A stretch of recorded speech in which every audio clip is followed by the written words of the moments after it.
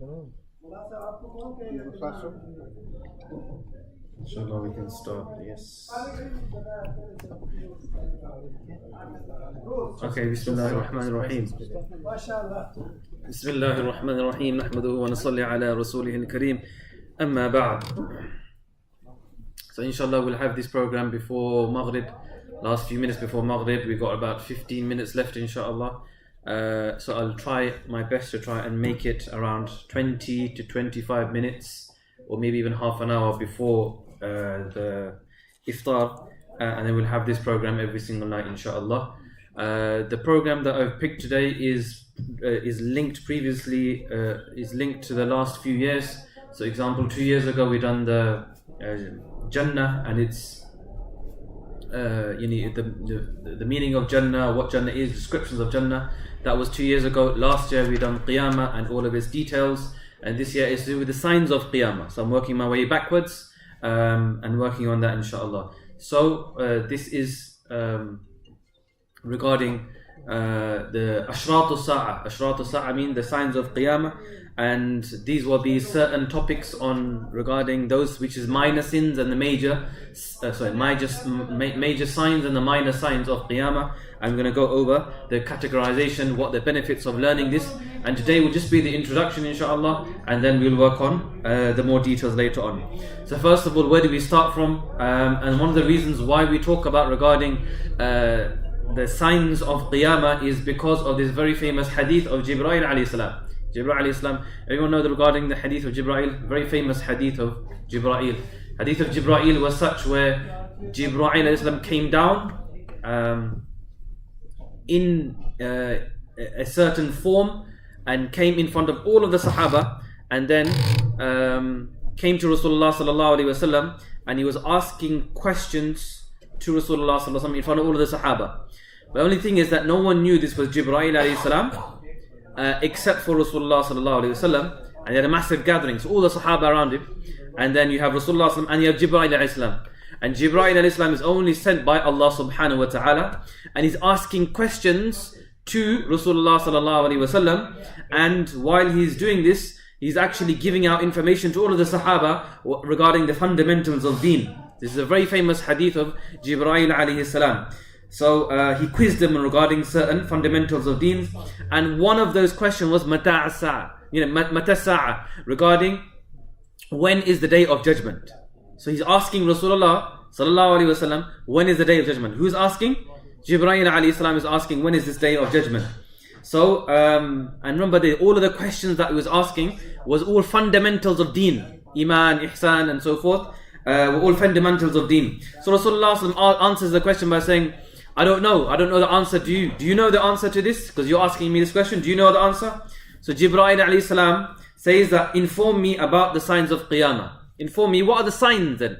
I don't know when it is, but at least we know that there's going to be some signals, some symptoms, some signs of the day of judgment. So this is the only time where Jibreel alayhi salam came down to Rasulullah sallallahu alaihi wasallam. Only time. He came down in front of everybody. He wasn't his original form, because everyone will realize he's an angel. It was in a human form. So when he went there and he's asking and so forth, he was asking Jibreel alayhi salam, he's asking, inform me regarding the signs of the day of judgment. So Rasulullah asked the people, do you know who this person was? After he asked the questions, he left the area. He goes, do you know who this person was? So Sahaba said, no, we don't know who he is. We never recognized him before. He goes, this was Jibreel alayhi salam. This was Jibreel alayhi salam. So, and he came to come and teach you your religion. So Allah is teaching us the fundamental religion. This is hadith of Jibreel alayhi salam, and he mentions in here regarding the signs of Qiyamah. This is one of the reasons why we're choosing the signs of Qiyamah, and one of the reasons why it's importance as well. And many books have been written about Ashrat al-Sa'a, regarding the signs, the major signs of Qiyamah, and also it becomes more relevant because of what's happening nowadays in Palestine as well. Lots of people talk about, the day of judgment is coming soon, Dajjal is coming soon, Mahdi, and so forth. A lot of talk is going on. How close is this? And this will hopefully be, you'll be more aware of what's the situation. Another hadith, and this is mentioned in Muslim, Abu Zayd al-Ansari radiallahu ta'ala an mentions that one day Rasulullah sallallahu alaihi wasallam was praying Fajr, and he climbed onto the mimbar, And usually that's not his usual habit. Usually, if he goes for Fajr, usually after Fajr he doesn't climb onto the mimbar. Usually it's a Zuhr, usually it's the night time, it's a Jum'ah time. But he's climbed there after Fajr time and he sat on the mimbar. While he's sitting on the mimbar, what does he do? He gave a lecture, and he gave a lecture so long, it went all the way to Dhuhr time. So how long is between Fajr and Dhuhr? Usually what we say, 5, 6, 7 hours, maybe 6 hours, 7 hours. 7-hour lecture all the way until Dhuhr. He sat down for Dhuhr, took a break, came back from Dhuhr all the way to Asr, gave a lecture. And the lecture all the way until Asr. Asr, took a break, he done the Salah, he came back, and take a lecture all the way until Maghrib Salah. So the whole day he was giving a lecture, from Fajr all the way until Maghrib. All the way until Maghrib, this is what he had done. And what did he say during this whole day? He taught us what will happen until the day of judgment. The most knowledgeable about this subject was the one with the most hifz on that day. Meaning, all of the Sahaba were there for the whole day, and then whoever remembered anything, that's what they know about the day of judgment, or the signs of the day of judgment. Whoever got the best memory, we used to go to that person and say, what did he say on that day? What did he say on that day? So then all the information the Sahaba were there, whatever they remembered has come up to us. So this is what we mentioned regarding in the books of Ahadith. Huzaifa bin Yaman radiallahu ta'ala an, and Huzaifa was such a person radiallahu ta'ala an, Sahabi. He was such a person where he was a secret keeper of Rasulullah sallallahu alaihi wasallam. Secret keeper. You know when you have a confidant, you have somebody who wants to keep your secrets, so you go to that person, very trustworthy, very trustworthy person, you go to that person, you say, look, this is a secret, please hold this secret. Hudhayfa bin Yaman radiallahu ta'ala an was such where he held the secrets of Rasulullah sallallahu alayhi wasallam, and the information about fitna and what's going to happen in the future, he knew the most about it. He knew the most. So even on that day, he was there and he was listening to the whole talk. So what happened, what does he say? He said the exact same things as the other previous Sahabi, and he added something extra. He goes, sometimes I see something in my life and it reminds me of that khutbah which I forgot on that day. Meaning I saw something between this Sahabi or that group, or this happened, and it reminded me, oh, Rasulullah said it on this day, on that khutbah day. He said it on that day, and it reminded him regarding this. So he forgot certain things, and then reminded him, and then he narrated it onto other people.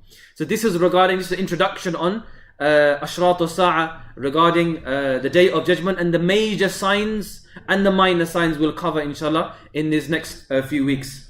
What is the benefit of learning regarding the signs of the day of judgment? So we're learning about the signs of the day of judgment. What's the benefit? So we've got so much benefits behind it. What are some of the benefits that we shall mention today inshallah? We have approximately 10 minutes or so. Allah mentions inside the Quran, اقتربت الساعة وانشق القمر. Qiyamah is qareeb. It's close. It's very close by. So since it's so close by, and we've mentioned last year regarding the details of Qiyamah, now it's about those days leading up towards Qiyamah. So those days leading up towards Qiyamah, Allah mentions Qiyamah inside of the Quran. Allah mentions this close inside of the Quran. So for us to try and be prepared. And the whole point is that we want to prepare you to try, and now for the Qiyamah to come, we want to be prepared and aware of what's going to happen. So this is very important to realize. Allah mentions also فَقَدْ جَاءَ أَشْرَاطُهَا, that the ashrat and its signs have already come. Some of the signs of the day of judgment have already come. Minor signs, which we'll come to. We've already come there and now we've seen them. And some of us are experiencing them right now. And some of them have seen it from before as well. So the death of Rasulullah sallallahu alaihi wasallam was the first sign of Qiyamah. It's a minor sign, but it's the first. It's the one, the start of all signs. The first sign of Qiyamah will be the death of Rasulullah sallallahu alaihi wasallam. Rasulullah sallallahu alaihi wasallam mentioned regarding the signs of Qiyamah, they are like symptoms of a disease. When you got cancer, or when you got a flu, or when you got, example, let's say COVID. Then one example, I'm using the example of COVID. So when a person got the flu symptoms, then what happens? Oh, he's got headache, or he loses his sense of, what's it called, taste, smell goes, and then the runny nose, and the coughing, and the chest, and breathing. These are all symptoms that maybe you have this disease. Maybe you have the flu. Maybe you have this kind of, whatever it is. Symptoms are there. And then it treats you. So what happens when you find the symptom?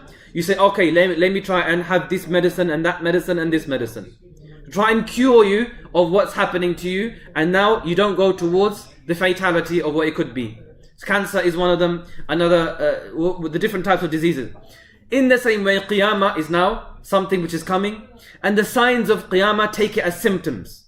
These are certain symptoms that a person have, and you should be concerned of. Example, cholesterol levels. You got cholesterol levels, what do? You change your diet accordingly. You have sugar levels are high, what do? You change your diet accordingly, because you don't want to be in that position of a person who's got high blood pressure, high blood sugar, and so forth. Your heart beats faster. So what do? You check your diet and you be cautious and you prepare. It's like a wake-up call for us. So the ashratu sa'a and the signs of the day of judgment are such where now they are wake-up calls for us. They could happen any time now. Any of the big ones which we're going to cover in the next few days, in the next few weeks, they could happen any time now. Meaning Allah decides, khalas, it started already. The Dajjal can come like this. It's not easy, it's not hard for Allah subhanahu wa ta'ala to try and do this. This is one of the benefits of the day of learning about Ashratu Sa'a. The second one is that sometimes it gives us a sense of comfort. What kind of sense of comfort are we talking about? You know sometimes that the outcome will be good at the end. So sometimes you may hear from your doctor that he says you will have a certain, for the next few weeks, you'll be very down, you'll be feeling lethargic, you'll be feeling very lazy, you'll be hurt for quite a while. But it'll only last for a few weeks. Afterwards you'll be on the mend. Afterwards you'll start to heal. Afterwards you start to feel better. So what happens, they'll tell you what's going to happen, so then your mindset is clear. That now your mindset is you're going to go down a bit like this, and then you're going to come back up like this. That's how it works. But knowing this, it keeps your mind and your mental state much easier. So it's a sense of comfort for us as well. And then it prepares us mentally regarding this. So in the same way, preparing us mentally for Qiyamah and the day that day of judgment and the day of Qiyamah and what's going to happen later on, to prepare ourselves, then it's a wake-up call to learn about Ashratu Sa'a and the signs of Qiyamah. And we're not talking about regarding we're not just talking regarding major signs, but it's minor signs. I'm going to cover some of the minor signs as well, inshallah. So the minor signs of Qiyamah and the major signs of Qiyamah, which we'll cover from tomorrow, inshallah. But what are the differences? Why are we talking about the day of judgment? The signs of Qiyamah. There are two types where you find. So example, sometimes you find one incident that happens. Example, Dajjal coming. It's an incident that happens. Isa alayhi salam comes. It's an incident that happens. The rising of the sun. It's an incident that happens. And the second type of signs you see is a continuous amount of a certain action. Example, zina will become rife. There will be a lot of corruption in the world. These are also signs of the day of judgment. But there are different types. One is one time, one is a continuous amount of, it continuously happens. This is what happens, and this is what I will talk about inshallah tomorrow and the future ones, the minor signs and the major signs, and we'll categorize those things inshallah. But this is just an introduction today, that every single day before iftar time, around half an hour, 20 minutes, 25 minutes, we will have a program every single day on the signs of Qiyamah. So inshallah try and join and tell other people to join. We will have this live on YouTube as well, inshallah. And then that could inshallah go towards your family members as well. So inshallah that will happen, and then we'll go on inshallah having this before the Isha Salah. Inshallah we'll have a small reminder as well for the people that will also take place inshallah. What we'll do inshallah, so we have how many minutes left? Sorry, 2 minutes left inshallah. We'll make a 1 minute dua, then we can sit down inshallah. Is that okay? الحمد لله رب العالمين والصلاة والسلام على سيدنا محمد وعلى آله وصحبه أجمعين. اللهم ربنا آتنا في الدنيا حسنة وفي الآخرة حسنة وقنا عذاب النار. يا الله يا حي يا قيوم يا ذا الجلال والإكرام برحمتك نستغيث. Ya Allah, make it such that this Ramadan becomes beneficial for us. Ya Allah, make it such that we understand and realize the importance of Ramadan. Ya Allah, make it such that you accept all our acts in Ramadan. Ya Allah, accept all our du'as in Ramadan. Accept all our worship in Ramadan. Ya Allah, forgive our sins in Ramadan, major and minor sins. Ya Allah, make us learn beneficial knowledge in Ramadan. Ya Allah, take away all of the major sins and minor sins in our life and wipe it clean. Ya Allah, make it such that now guide us and keep us on guidance. And whatever we are doing, Ya Allah, forgive us, protect us from all types of fitna, and accept us for the khidmat of deen. اللهم إني أسألك من خير ما سألك منه نبيك محمد صلى الله عليه وسلم وأعوذ بك من شر ما استعاذ منه نبيك محمد صلى الله عليه وسلم وأنت المستعان وعليك البلاغ ولا حول ولا قوة إلا بالله العلي العظيم سبحان ربك رب العزة عما يصفون وسلام على المرسلين والحمد لله رب العالمين آمين. So when also you announce for donation, you announce about the donation to Madrasa Institute, you announce